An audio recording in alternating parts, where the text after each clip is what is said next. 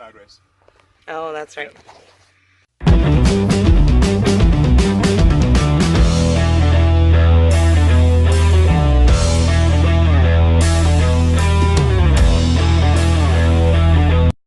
Outdoors Obsessions has been brought to you by B&B Shooting Supplies, Hunt Lab Technologies, Wild Oak Whitetails Buck Lures, Risky's Bar and Grill, and Kroger's Great Outdoors.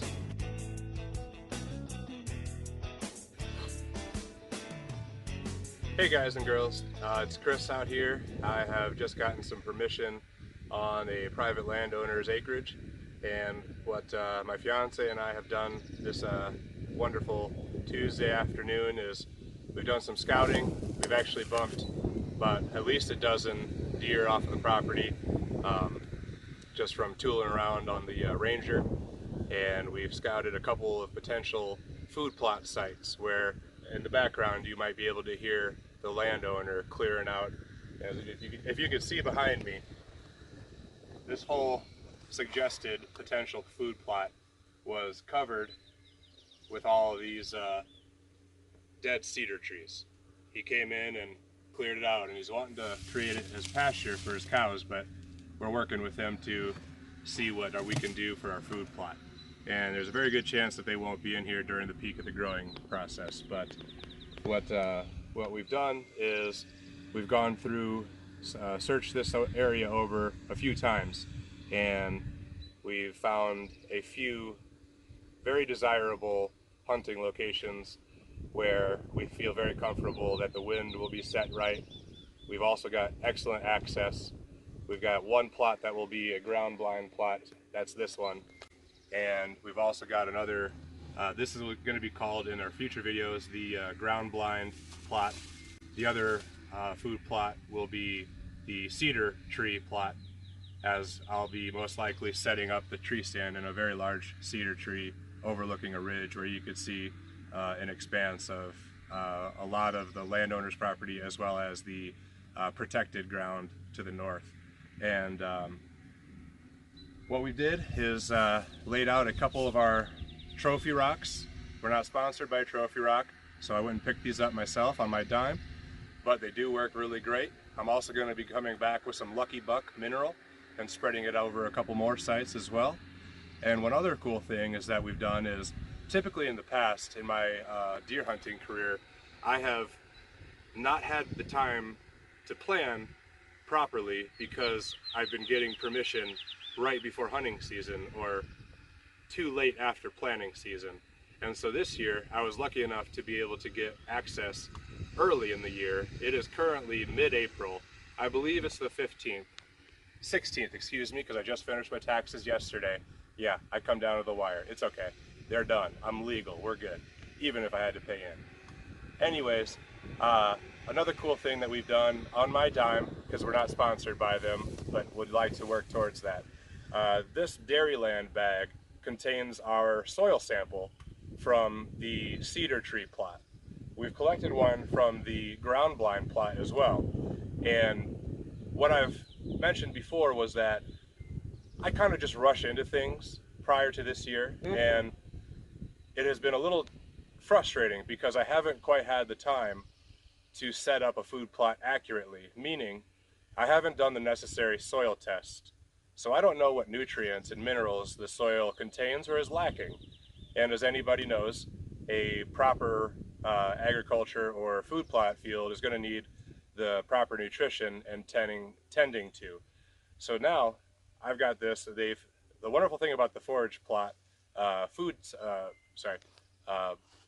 soil sample kit is you buy it from them, 20 bucks, and they'll ship it to you. You dig up 5 to 7 inches of soil.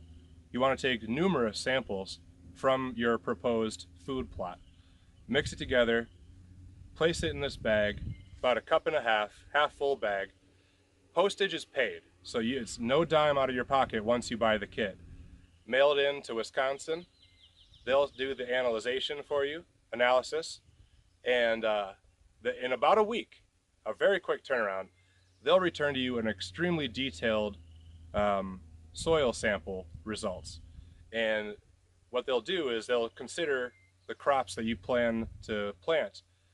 I do have, my intention is to use a plow down clover in the cedar tree plot, where I will allow the deer to come in during the early season prior to hunting and feed on that, and I will come back again in mid to late summer and plow that down, which will then produce a nitrogen credit, thus saving me a pretty good chunk of change on having to go to a local co-op and purchase nitrogen fertilizer, which, because a lot of the corn agriculture farmers, they consume so much of that for their corn, they kind of drive the price up. So I'm able to use this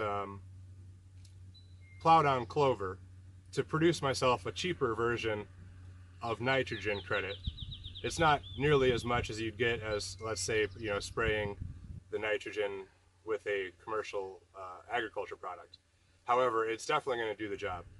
So in the cedar tree plot, we're going to do the plow down clover, then filled in most likely in the late summer with frigid forages, big and beastie. And in the ground blind plot here, I'm anticipating using the autumn quick plot.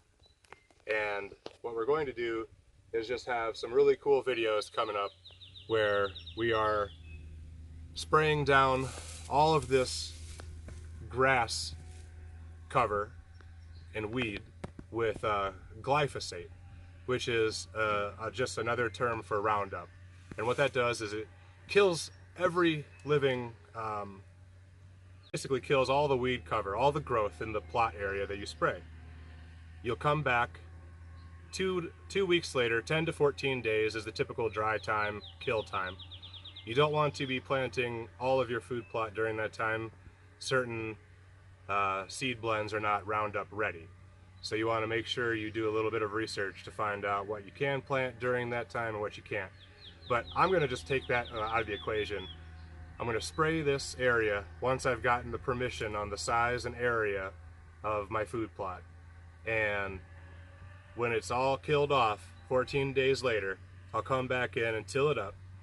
And for my early season plot, the clover and the big and beastie, I'll plant that mid-June, mid-July, that later towards August time frame. I'll be coming back and plowing it down and putting in the big and beastie. And I'll also be working on this plot for the autumn quick plot, so autumn food plot. So we've also installed our 2 trail cameras, 2 of the several that we'll have out here, over these trophy rocks, and that'll give us a idea on the numbers of deer here. And later on in the season, as the bucks begin to mature and develop their antler growth in full velvet, we'll be able to get an idea of what bucks may be roaming the property in the surrounding area, and we'll be able to track them and hopefully be able to bring you some status updates on which bucks we're seeing consistently. And so we've got those 2 trail cameras set up over the trophy rocks. We really had a great time out here today. It's pretty warm. I like the fall weather because right now I'm sweating quite a bit despite all this wonderful wind. But we had a really great time out here together, and it's all about just getting into the outdoors, and no matter what you're doing. We haven't had any time to go morel hunting or even look for sheds really. So there could be a litter of sheds out here that we just haven't run across yet, but most of my time has been spent looking at food plot sites, kill sites, and tree stand locations and ground blinds. But again, this is Chris with Outdoors Obsessions, and we really look forward to seeing you guys again. And thank you for watching our video, and keep in touch because you're going to see a lot of action, a lot of sweat equity going into these 2 food plots. And I really hope that this is going to be a wonderful fall. Either way, you're going to get some wonderful footage, and we can't wait to bring it to you next time. Thanks, and have a great night. How are you doing? Can you see these kind of good? Let me get a zoom here. Nope, you don't have to come closer. Well, I want to come closer for the sound. Oh, okay. Alright, go ahead.